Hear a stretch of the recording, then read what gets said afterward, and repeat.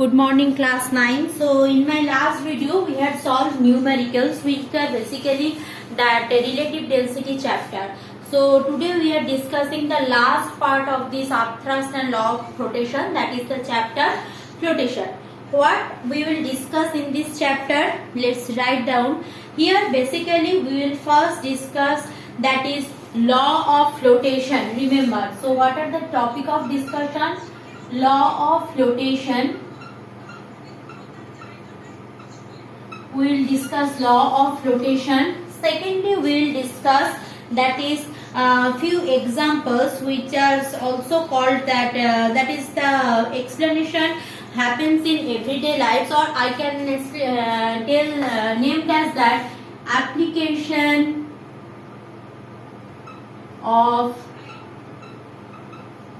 law of flotation. Applications of law of flotation, clear? And then of course few numericals and question answer from this chapter. Now again I want to recall you the fact that few question answer I had already given from this chapter, and also in my next video also I will give question answer from this chapter. Done. Now irrespective of that, there are few other things also, just like give reason and those kind of things, so that I will tell you what you need to read. Means now onwards also you need to prepare for your board. Means only what question I am giving you will study and you will memorize those things and write in the exam. That is not the way you can face the unknown question in board. So prepare yourself for that. Means the numerical problem whatever I have done in class, like that they are the types of sum, like that others numerical will come. Don't expect that particular numerical will come, or the same numerical I will do the copy and paste in question paper. So let's follow that one. What I am telling, first of all I will discuss about law of flotation, or rather principle of flotation. In this whole chapter we are basically concentrating on that flotation. Flotation means, I will draw here three diagrams that will help you to understood. Suppose we are having three containers here. Container 1, container 2 and container 3. Three containers we are having side by side. We are having three containers side by side. So each of the container is filled with water.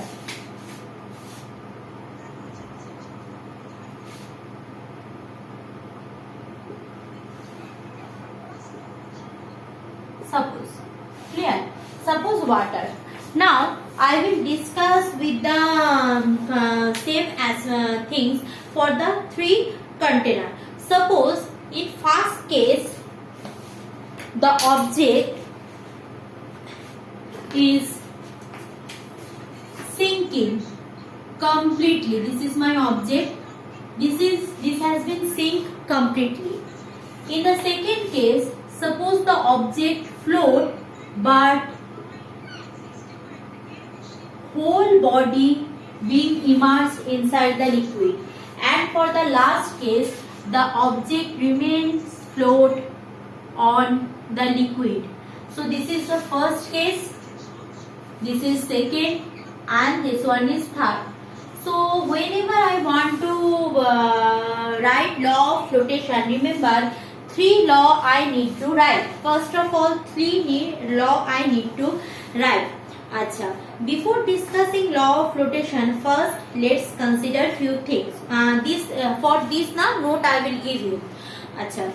Because in book it is quite a clumsy way. They are written a big thing, big laws, means so many things written, you can't make note from there. So that is the problem. So first of all, suppose this is my object. Suppose I am taking weight of the object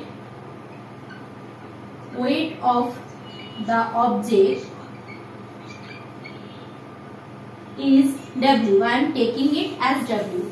Now if weight of the object is W and I am placing that object here, So the weight of the object, suppose I am showing you if I am placing this weight of the object is W, so the when I am placing the object on water or a liquid, so that weight will be acting in downward direction. This is the property of weight due to gravitational force of attraction. Weight will a direction of weight will be always in the downward direction.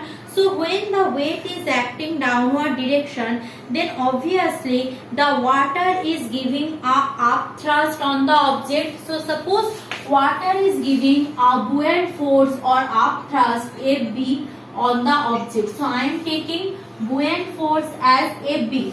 Clear? So buoyant force given by water on the object or the buoyant force given by liquid on the object is Fb. No problem.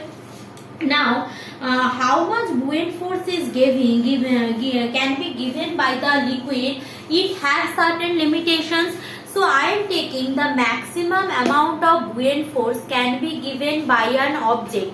The maximum amount of buoyant force can be given by the object. Suppose that is maximum buoyant force I am taking as Fb prime. So this is the maximum amount of buoyant force can be given by the object.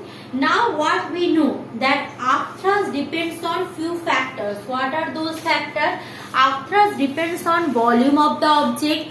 Secondly, upthrust depends on density of the liquid in which I am immersing that object, and also acceleration due to gravity. Clear? Similarly, weight of an object depends on what factor? W equal to what? We know W equal to M into G. Now mass. How mass related to the volume? Mass equal to, we know density of the object is equal to mass by volume.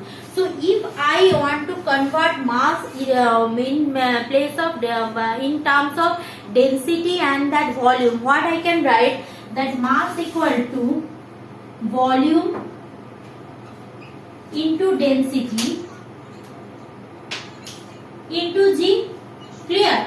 So weight is depends on what? Volume of the object, density of the object, and G. I am wrapping this one so it will be easier, this part.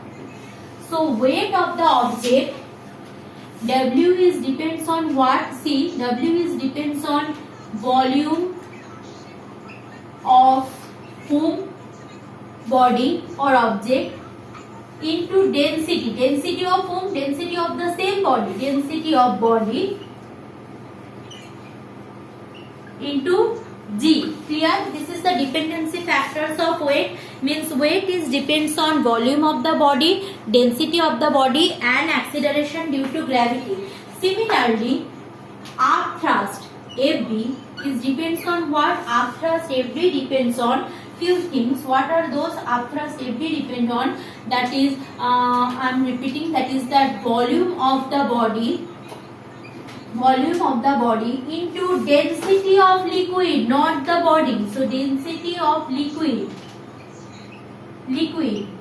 clear, into acceleration due to gravity. So if I compare these two force, means the downward force, downward weight, and upward Fb. So I am giving the direction, it is downward and Fb is upward.